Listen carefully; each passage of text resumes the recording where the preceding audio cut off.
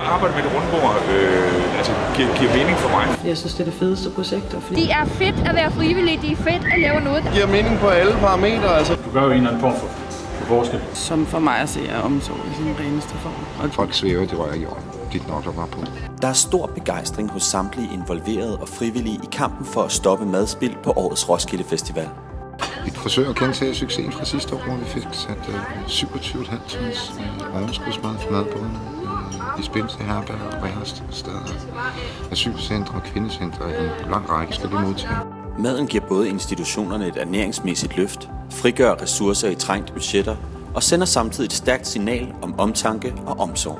Vi bliver glade som personale, og brugerne bliver sindssygt glade, fordi det er ikke bare det, at de kan få mad, det er det, der er nogen, der tænker på dem. Også på giversiden er der stor tilfredshed med projektet.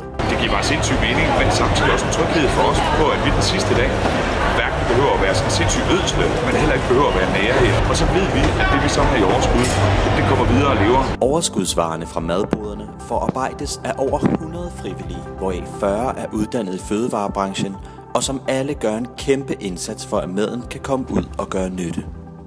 Vores arbejde batter, fordi inden for de seneste 5 år er madspild mindsket med 4,4 milliarder kroner. Så det er altså synlige resultater. Og resultaterne fra årets Roskilde Festival er opløftende.